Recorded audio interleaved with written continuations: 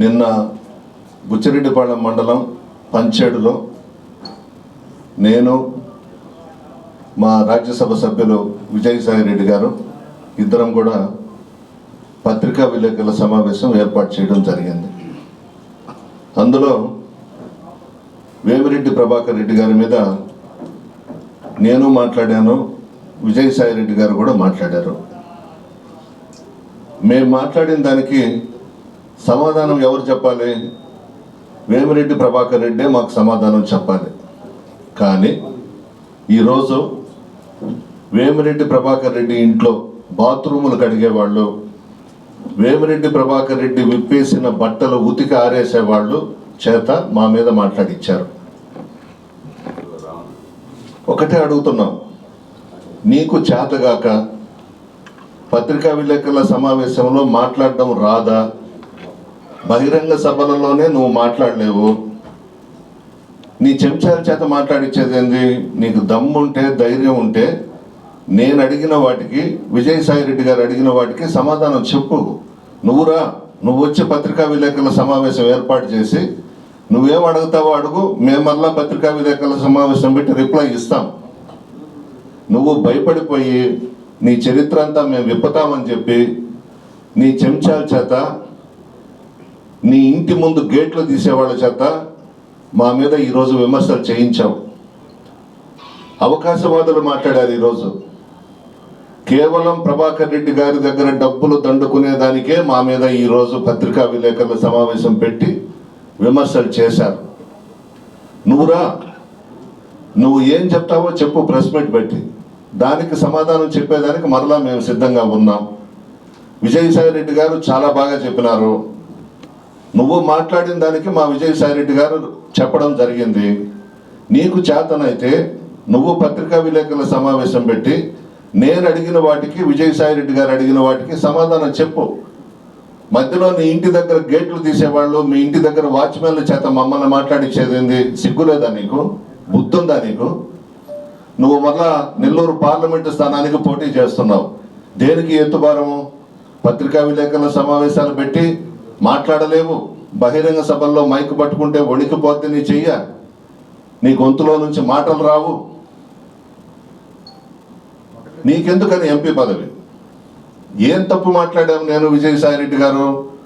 ఉన్న వాస్తవాలు పత్రికా విలేకరుల ద్వారా, ఎలక్ట్రానిక్ మీడియా ద్వారా ప్రజలకు తెలియజేశాం. మేము మాట్లాడిన దాంట్లో ఏదైనా తప్పు ఉంటే నువ్వు పత్రికా విలేకరుల సమావేశం పెట్టి ఖండించు. ధైర్యం లేదా? దమ్ము లేదా? నువ్వు మగాడివి కాదా? భయమా నీకు ప్రెస్ వాళ్ళంటే? బహిరంగ సభల్లోనే మాట్లాడలేవు నువ్వు, ఇప్పుడు ఏమొస్తావు? విజయసాయిరెడ్డి గారు మాట్లాడింది వాస్తవమే కదా. ఏ రోజు నెల్లూరు జిల్లాలో ఉన్నావు నువ్వు? ఎప్పుడు ప్రజల మధ్యకు వచ్చావు? జగన్మోహన్ రెడ్డి గారి పుణ్యాన రాజ్యసభ తీసుకుంటే మేము ఎమ్మెల్యేలుగా నిన్ను తీసుకెళ్ళాము మా నియోజకవర్గాల్లోకి. అప్పుడు దాకా నీకు దిక్కు లేదు. తెలుగుదేశం పార్టీలో నువ్వు రాజ్యసభ ట్రై చేశావు. నీకేంది ఇచ్చేదని చంద్రబాబు ఆ రోజు మాట్లాడినాడు. మా దగ్గరకు వచ్చావు. మా జగన్మోహన్ రెడ్డి గారు రాజ్యసభ ఇచ్చారు. 6 సంవత్సరాలు రాజ్యసభ తీసుకొని నువ్వైతే నెల్లూరులో లేవు కదా. నువ్వు ఎక్కడెక్కడ వ్యాపారాలు చేసుకుంటున్నావో, నువ్వు ఎక్కడెక్కడ తిరుగుతూ ఉన్నావో అవి మా విజయసాయిరెడ్డి గారు చెప్పారు. నువ్వు సమాధానం చెప్పాలి ప్రెస్ మీట్ పెట్టి. నీ దగ్గర డబ్బుకు ఆశపడి నీ చుట్టూ తిరిగే చెంచాల చేత మమ్మల్ని తిట్టిస్తావా? నువ్వురా, నీ ఇంట్లో నుంచి బయటకు రా. నీకు సమాధానం చెప్పేదానికి మేము సిద్ధంగా ఉన్నాం. నీకు ఆ దమ్ము లేదు, నీకు ఆ పౌరుషం లేదు, నువ్వు అసలు మగాడివే కాదు. నీకెందుకయ్యా ఎంపీ సీటు? ఏం చెప్పావు? వైఎస్ఆర్ కాంగ్రెస్ పార్టీలో ఉన్నప్పుడు నేను వచ్చి ప్రతిసారి కోవూరు నియోజకవర్గంలో తిప్పినప్పుడు కారులో ఏం మాట్లాడేవాడివి? నీ ఇంట్లో ఏం మాట్లాడేవాడివి? జగన్మోహన్ రెడ్డి గారంత మహానుభావుడు, మంచి వ్యక్తి ఎవ్వరూ లేరని మాట్లాడింది వాస్తవా కాదా? ఎన్నిసార్లు తిట్టావు చంద్రబాబు నాయుడిని, నా ముందు కానీ నాతో కూడా వచ్చిన వాళ్ళ ముందు కానీ? తిట్టలేదా నువ్వు? ప్రతి మాట నా దగ్గర ఉంది. నువ్వు చంద్రబాబు నాయుడిని ఎన్ని తిట్లు తిట్టావో మా దగ్గర అవన్నీ ఉన్నాయి. ఆకాశానికి ఎత్తేసావు కదా జగన్మోహన్ రెడ్డి గారిని. ఒక ముస్లిం మైనారిటీ సోదరుడికి టికెట్ ఇచ్చిన దానికి బయటికి వెళ్ళిపోయినావు. ఎందుకు ప్రభాకర్ రెడ్డి గారు? అందరం బాగున్నాం ఒక దగ్గర. ఒక పేద కుటుంబానికి ఎమ్మెల్యే టికెట్ ఇస్తే ఓర్చుకోలేక ఓరవలేక వెళ్ళిపోయి నేను విజయసాయి రెడ్డి గారు ఉన్న వాస్తవాలు బయట పెడితే నువ్వు భయపడి పత్రికా విలేకరుల ముందుకు రాకుండా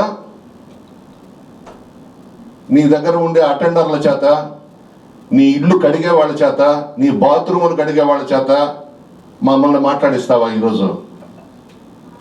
ఇప్పటికైనా చెప్తున్నా, విజయసాయి రెడ్డి గారు నిన్న మాట్లాడిన దానికి, నేను మాట్లాడిన దానికి ఇప్పటికీ కట్టుబడి ఉన్నాం, రేపటికి కట్టుబడి ఉంటాం, ముందుకి కూడా కట్టుబడి ఉంటాం.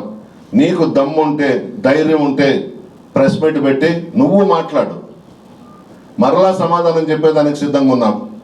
అంతే తప్ప చెంచాగాళ్ళ చేత మాట్లాడించొద్దు. సమస్య లేని ఇల్లు ఉండదు, పరిష్కారం లేని సమస్య ఉండదు. బంధాలు గొప్పవి, బాధలు చిన్నవి. మీ సమస్యని మేము పరిష్కరిస్తాం. రండి, మాట్లాడుకుందాం.